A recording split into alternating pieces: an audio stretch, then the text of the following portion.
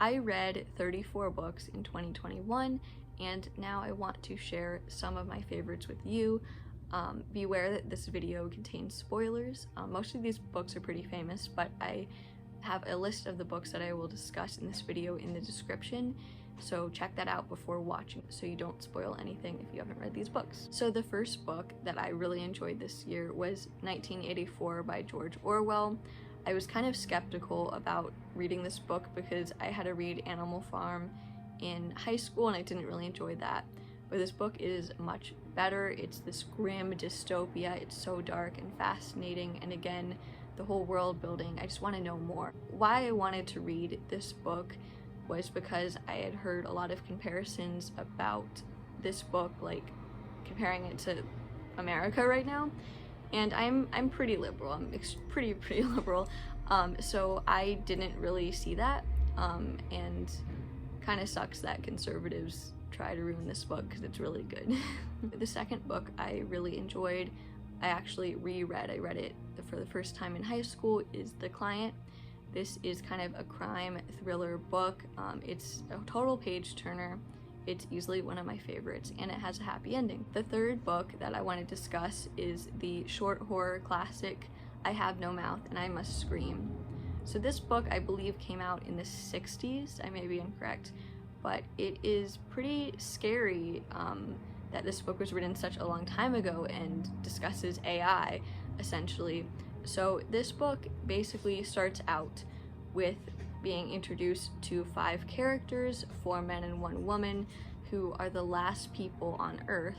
So this all-powerful AI has taken over Earth and randomly selected 5 people to live. Everyone else is dead. The AI has essentially either messed with each person's head or body to make them deformed or mentally unstable in some way, except for the narrator. But the 5 remaining people on Earth are subject to extreme weather and starvation and a lot of really horrible things. However, they never die. In a moment near the end of the book, they have a moment of realization. They have this one split second to kill each other because they don't want to be there. They've been tortured for what they feel like has been thousands of years. They all kill each other, and in the end, it's the narrator who is left, and the AI decides to punish him because he or whatever the AI likes to mess with humans. The narrator is this amorphous slug,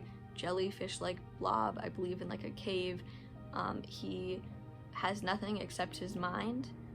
He has no stimuli, nothing. No other people, nothing. The famous line comes at the end, "I have no mouth and I must scream." It is absolutely terrifying. I'm personally not someone who's afraid of AI or whatever, but man, this book was scary. My fourth book is The Test of Nimitz by Margaret Atwood.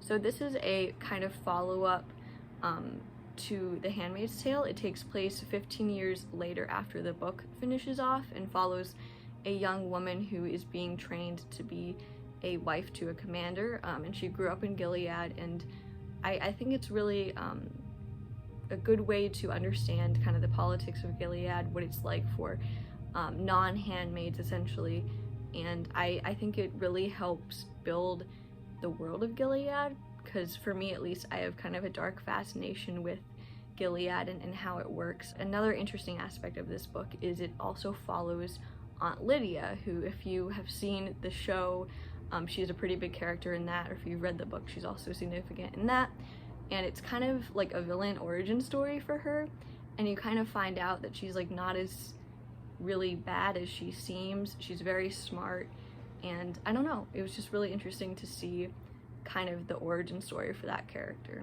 My 2 major critiques of this book is, one, it's written in a much easier to read way than The Handmaid's Tale is. It's definitely aimed at a younger audience, while it still deals with some really serious things. You know, if you've read The Handmaid's Tale or seen the show, definitely very mature topics, but it's written in a way that would be like at a middle school level, so I found that kind of weird.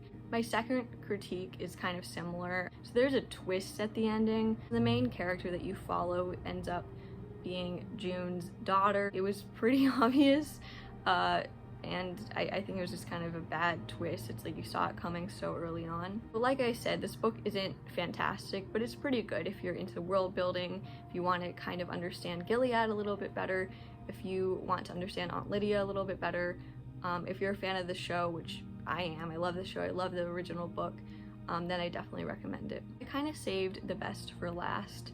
The last book I want to discuss is The Secret History by Donna Tartt. But The Secret History follows, I believe it's 6 boarding students living on the East Coast, and they all study the classics at a small school, and they're brought together by, I believe it is a Latin professor who's a little quirky. You find out near the ending of the first half that the main group of friends, minus the narrator, committed murder, which may or may have not been accidental, during an attempt to perform a spiritual ritual. The second half deals with the planning and the eventual murder of Bunny, one of their friends who's kind of not very intelligent and a loudmouth. They murder Bunny because they are worried that he is going to let it slip about the murder, so they cover it up. And honestly, that part of the second half isn't really that long. The second half mainly deals with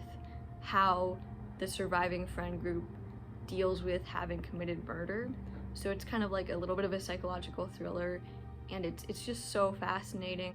It's one of my all-time favorites. It is pretty dark, but I really enjoyed it. So that brings me to the end of this video. I know all of these books are pretty famous. If any of you have read these books, I'd love to hear your thoughts. I absolutely loved them all, and my Goodreads is linked in the description of this video if you'd like to be friends there and discuss books. Again, I really appreciate every one of you for watching this video, and I'll see you in the next one.